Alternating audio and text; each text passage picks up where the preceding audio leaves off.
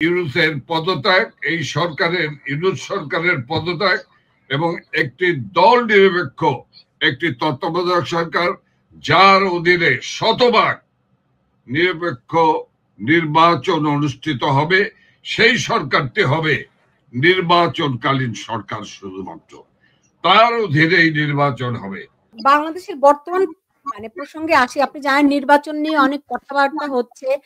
শেখ হাসিনা তার সাক্ষাৎকারে বলে দিয়েছেন যে ইউনূস সরকারের অধীনে নির্বাচন নয়, দল এটি বয়কট করবে। যদি সত্যি সত্যি তারা নির্বাচনের আয়োজন করে, আপনারা কি করবেন? দেখুন, ফার্স্ট, ইউনূস সরকারের অধীনে কোনো নির্বাচন আমরা হতে দেব না।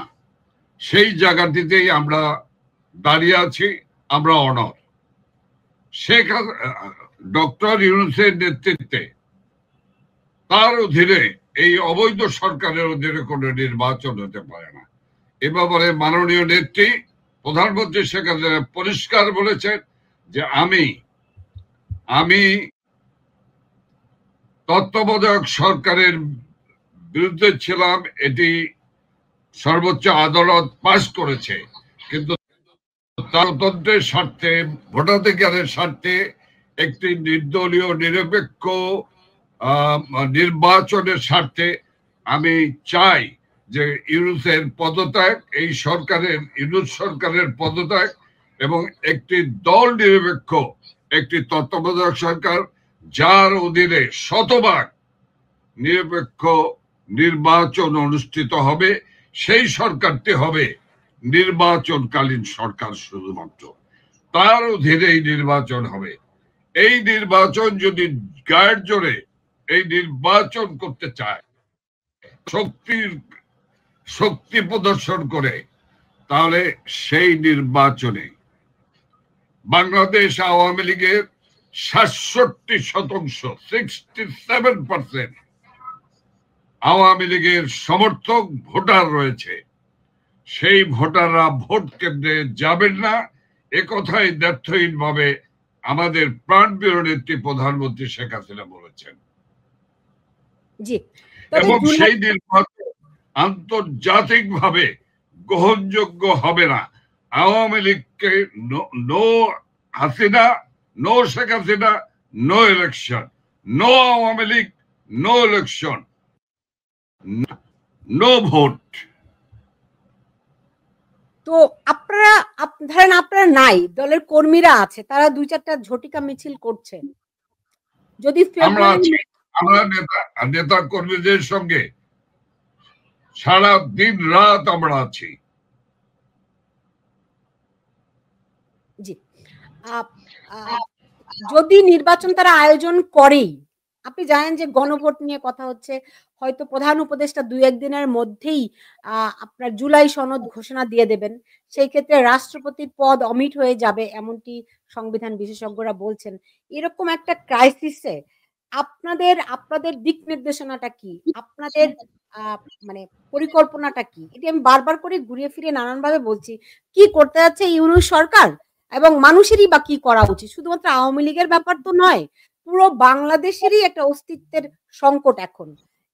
সেইখানে দাঁড়িয়ে যদি জুলাই সনদ ঘোষিত হয়, যদি তারা একতরফা ভাবে নির্বাচন করে, আপনারা শুধু পর্যবেক্ষণই করবেন? কি ভাবে দেখছেন বিষয়গুলো? আমরা কি শুধুমাত্র পর্যবেক্ষণ করছি?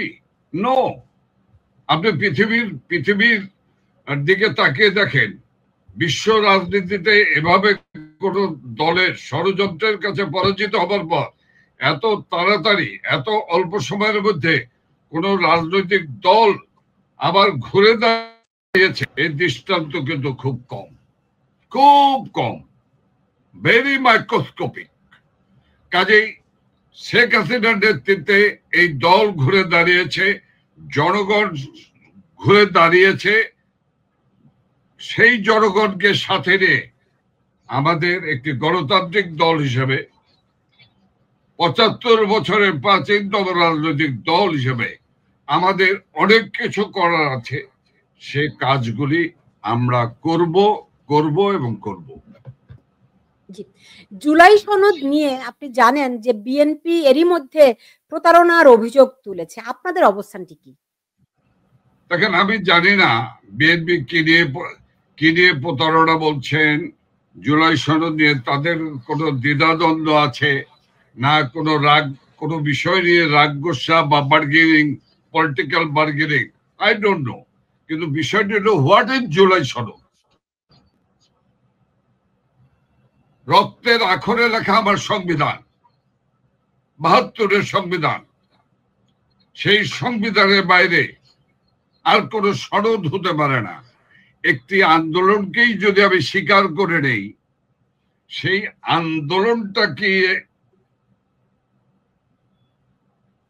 আন্দোলনটাকে আপনি কিভাবে বলবেন? সরকার পতনের আন্দোলন কি দেশ স্বাধীনতা? সরকার পতনের আন্দোলন কি মুক্তিযুদ্ধ? সরকার পতনের আন্দোলন মানে কি গুটি কয়েক কিশোর গ্যাং, তাদেরকে নিয়ে আর বিদেশ থেকে আমদানি করা বিচ্ছিন্ন মানুষকে নিয়ে একটা রাষ্ট্র পরিচালনা করা, মব সৃষ্টি করে বিচারালয়কে ধ্বংস করে আইনজীবীদেরকে গ্রেপ্তার করে তাদের উপর মব সৃষ্টি করে বিচারহীনতা সৃষ্টি করে লক্ষ লক্ষ আওয়ামী লীগের নেতা কর্মীকে বিনা বিচারে কারাগারে রেখে কিভাবে এইভাবে একটি রাষ্ট্রকে পরিচালনা করতে পারবে না। কাজেই আমাদের এর চেয়ে আমরা দেখেছি, আমরা জেনারেল জিআর মার্শাল্লাহ দেখেছি, আমরা জেনারেল জিআর মার্শাল্লাহকে আমরা মোকাবেলা করেছি, আমরা জেনারেল এরশাদের মার্শাল্লাহকে আমরা মোকাবেলা করেছি, আমরা ১৫৭৫-এর ১৫ আগস্টের খনি মোশতাক, ডালিম, জিয়ারা যখন জাতির পিতা বঙ্গবন্ধুকে সপরিবারে হত্যা করেছে, তারপরও আমরা মোকাবেলা করেছি। কাজেই এই আওয়ামী লীগের নেতা কর্মীরা জানে কিভাবে মোকাবেলা করতে হবে, সেভাবেই মোকাবেলা করা হবে। আমি তো সেটি বলি, ৭৫ বছরের পুরনো একটি দল কত ঘাত প্রতিঘাতের মধ্য দিয়ে এসেছে, কত কিছু আপনারা মোকাবেলা করেছেন। আপনাদের ভাষায় যে কিশোর গ্যাং, মাত্র এইটা আপনারা কেন মোকাবেলা করতে পারলেন না? ষড়যন্ত্র আপনি বলছেন, সেই ষড়যন্ত্র সরকারের থেকে তারা কেন আপনারা আঁচ করতে পারলেন না? রাজপথেও বা আপনারা কেন থাকলেন না? দেখেন, এই দীর্ঘ আলোচনার বিষয়, এই বিষয়টি নিয়ে আলোচনার এখনই সঠিক সময় না।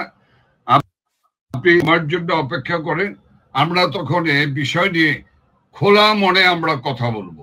আমাদের অবজারভেশন, আমাদের ফিলিংস সব কিছুই তখন বলা যাবে। This is not the proper time. জি, বুঝতে পেরেছি। এমনিতে ধরেন বর্তমানে যে একটা অরাজক পরিস্থিতি চলছে, এর সুরাহা আপনারা কিভাবে করে দেখেন? মানে তত্ত্বাবধায়ক সরকারের ইস্যুটি বারবার আদালতে ঘুরানো হচ্ছে এবং এই নিয়ে আপনাদের অবস্থানটাই বা কি? মানে তত্ত্বাবধায়ক সরকারের রায় আবার এই নভেম্বরের ফার্স্ট উইকে সম্ভবত আছে। তারা বারবার করে সময় বাড়াচ্ছে। তো আপনারা কি মনে করেন দ্রুত এই ব্যাপারে কোনো সিদ্ধান্ত আসবে? আপনাদের অবস্থানটা কি সুস্পষ্ট? দেখেন সুলতানুর রহমান, তত্ত্বাবধায়ক সরকারের মামলা চলমান। অবৈধ সরকার একটি অবৈধ আইসিটি আদালত গঠন করে বাংলার জনগণের প্রায় ৬৭% মানুষের একচ্ছত্র নেত্রী, আশা ভরসার স্থল, সেইটাকে তথাকথিত আন্তর্জাতিক আদালতে বিচার কার্য পরিচালনা করছে। আপনি কি মনে করেন সেই বিচারকে কোন বাংলার জনগণ মেনে নেবে? এখন প্রশ্ন আপনি করতে পারেন, সেই বিচারালয়কে কেন আপনারা ভেঙে চুরে চুরমার করে দিচ্ছেন না? সেই অবৈধ বিচারালয় কেন এখনো চলছে আওয়ামী লীগের মতো দল থাকতে? আমি আপনাকে বলবো, বিচার নিভৃতে কাঁধে, ওদের সন্ত্রাস, ওদের নৈরাজ্যের মধ্যে, যে কারণে আমাদের পক্ষ থেকে জাতিসংঘে আন্তর্জাতিক আদালতে আর্জি পেশ করা হয়েছে, মামলা করা হয়েছে। আমি শুধু আপনাকে বলবো, যে এরাও জানে এদের সময় ফুরিয়ে আসছে, এদের সময় ফুরিয়ে আসছে, এরা পালাবার পথ পাবে না এবং কড়ায় গন্ডায় আমাদের হিসাব মিলিয়ে নেব, কড়ায় গন্ডায় হিসাব মিলিয়ে নেব। সুলতানুর রহমান বলে দিলাম, 2008 সালে আমাদের নেত্রী শেখ হাসিনা বলেছিলেন একটি শব্দ হতে পারবে না, বাংলাদেশে একটি শব্দ হতে দেয়নি। 2001 সালে যে অত্যাচার, নির্যাতন, নিপীড়ন, হত্যা, নারী ধর্ষণ বিএনপি জামাত করেছিল, আমরা তার প্রতিশোধ দিইনি।